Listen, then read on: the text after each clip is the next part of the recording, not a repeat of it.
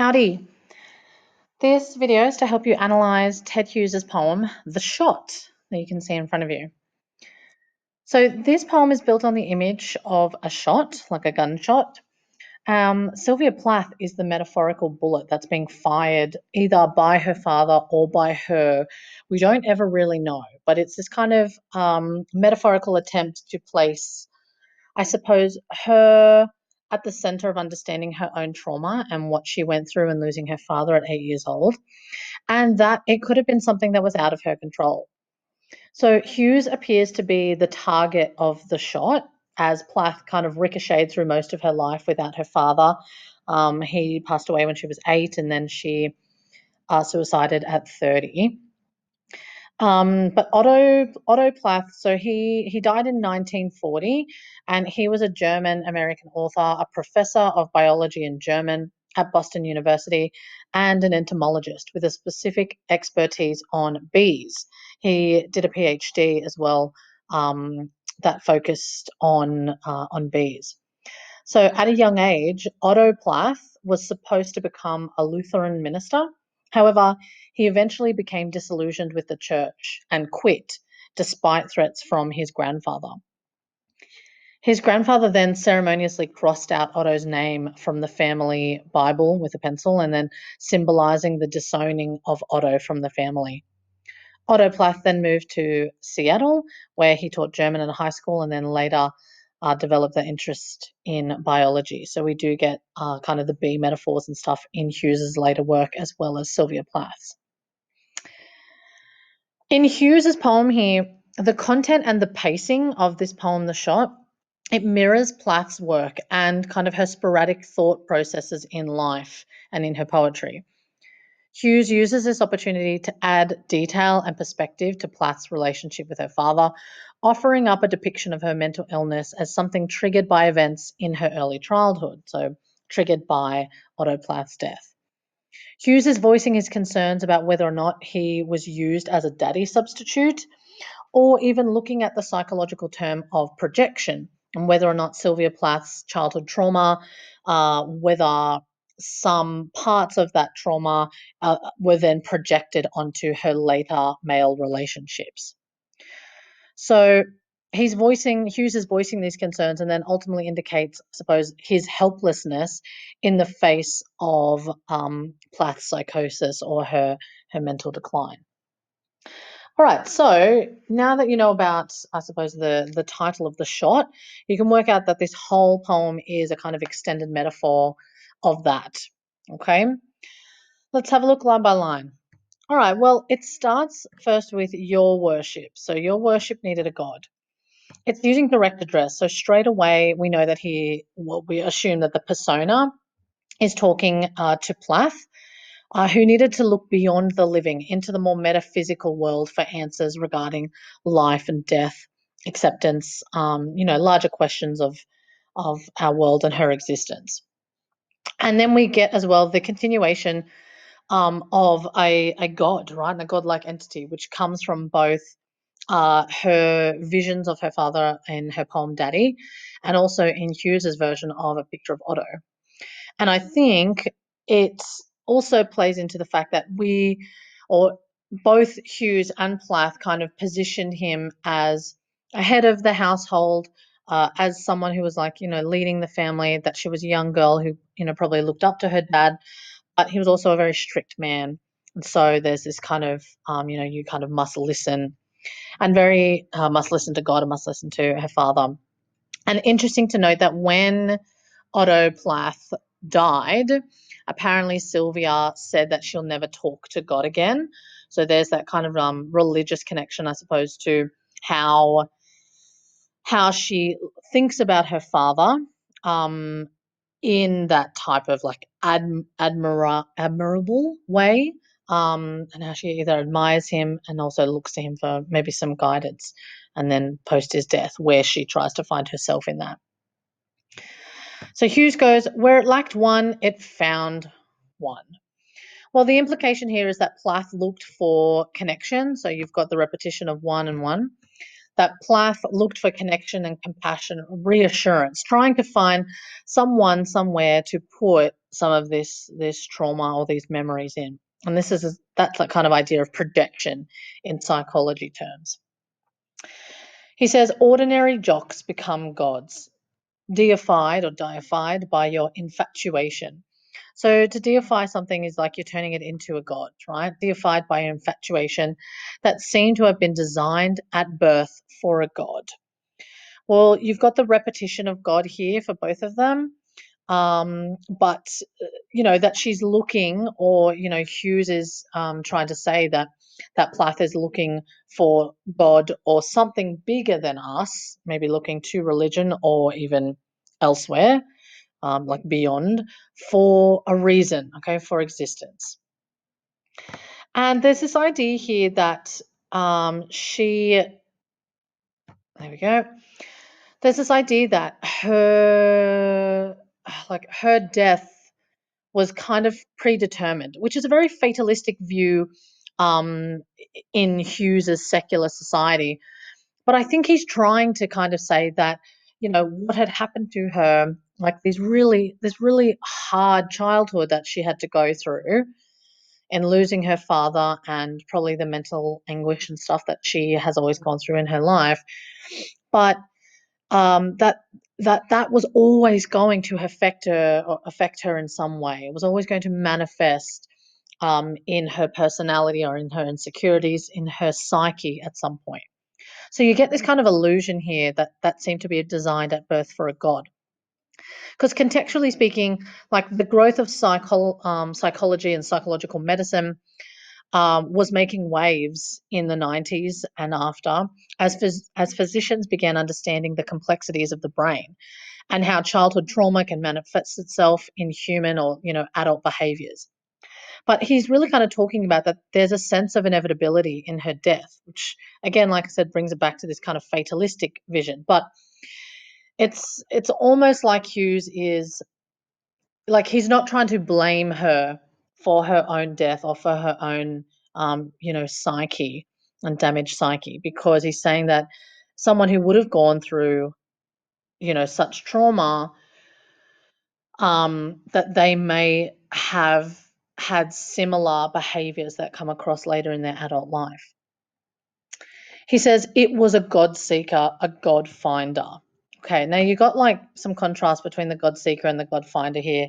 So it continues the image, obviously, of the shot. That's both aiming and trying to find a target between the seeker and the finder. We've got your daddy had been aiming you at God when his death touched the trigger. Well, you got the extended metaphor, which is pretty much the whole poem, but the bullet here is kind of the trauma that could have triggered Plath's decline, could have triggered her, her psychological state. He says, in that flash, you saw your whole life. You ricocheted the length of your alpha career with the fury of a high-velocity bullet that cannot shed 1 foot-pound of kinetic energy. Well, you got the nice term here, ricocheted, which is the kind of jargon associated with a bullet. But the bullet's trajectory kind of in here may not have been her fault, right? May not have been Plath's fault. But people around her, I suppose, become collateral damage, or at least this is what Hughes, I think, is trying to say when he says the elect more or less died on impact. He leaves the ambiguity of the elect, right? He doesn't implicate himself automatically, but he leaves the ambiguity of the elect up for debate. And I think many critics believe that he's referring to himself, but also referring to others in Sylvia Plath's kind of community. But that anyone's attempt to help Plath may have been ultimately futile, okay, because they more or less died on impact. He says they were too mortal to take it. They were mind stuff. Provisional, speculative, mere auras,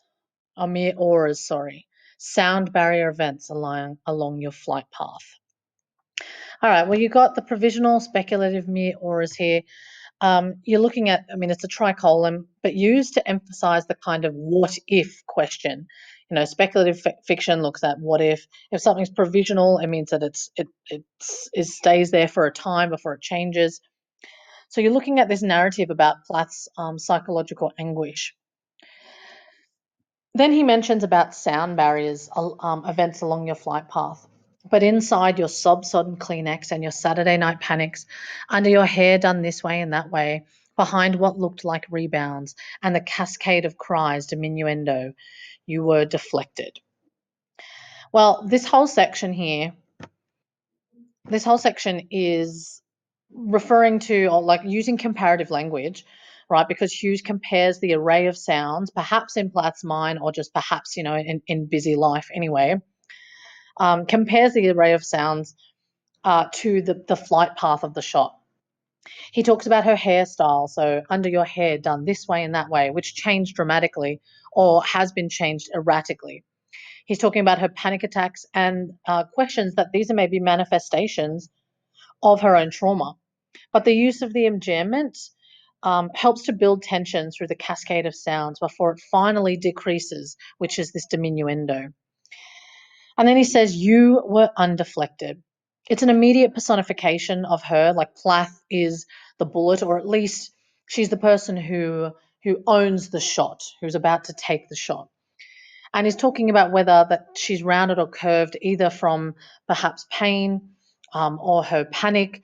But if you're talking about something that's undeflected, right? It's she couldn't deflect it or wasn't going to in any way. It wasn't necessarily her fault.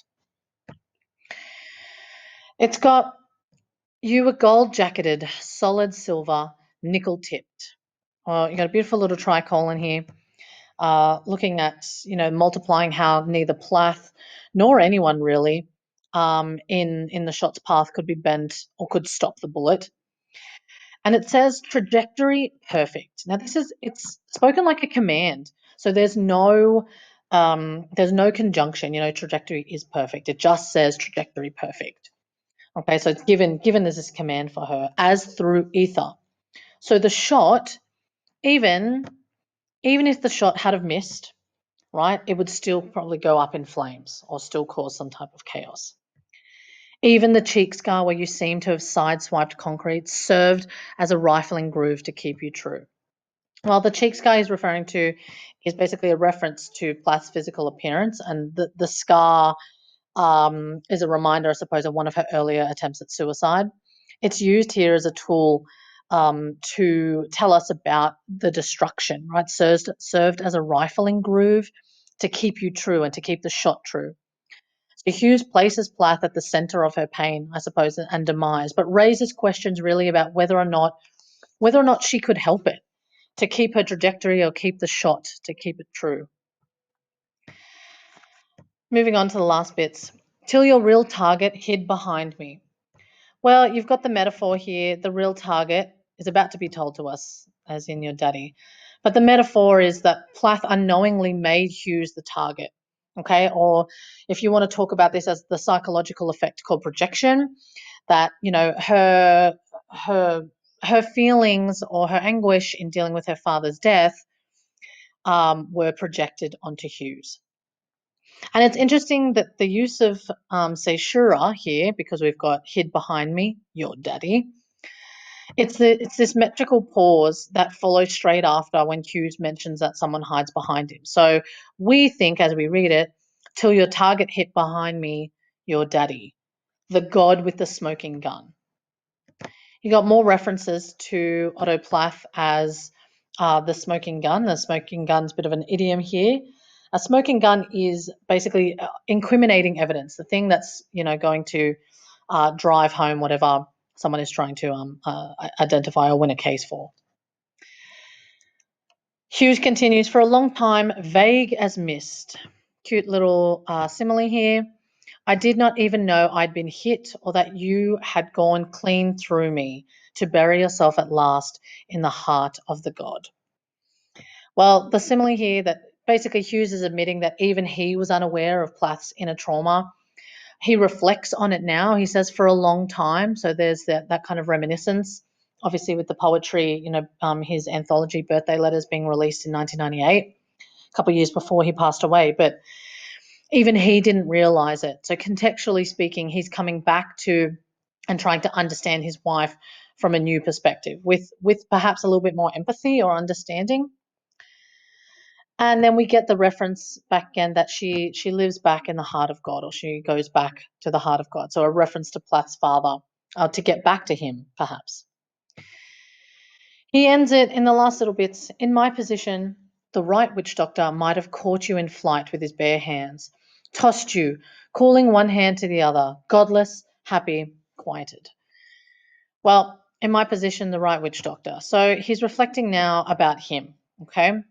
We get this supernatural reference, and this continues the supernatural or the deity themes that happen across the poem, but emphasizes how no real or even imagined person, like a witch doctor, could stop the bullet, could stop the trajectory, could stop the harm. A witch doctor would not believe in God, and so therefore no higher power or anything could have saved Plath or could have saved her from herself. The last two lines are really strong. He says that I managed a wisp of your hair, your ring, your watch, your nightgown. You could talk about this as anaphora with the repeated your over and over again, or you can talk about the tricolon, your ring, your watch, your nightgown, or the four, I suppose. But the ring and the watch, the nightgown, the hair, these are all tangible physical parts of Plath that Hughes, he can grab, he can touch, he can understand those things. However, whether he knew it then or when he either wrote the poem later, I think Hughes is subtly admitting that he couldn't understand the psychological components of Plath's mental state or her death. And so the things that he can touch, the things that he can understand, are the ones that he lists here. And he says that I managed.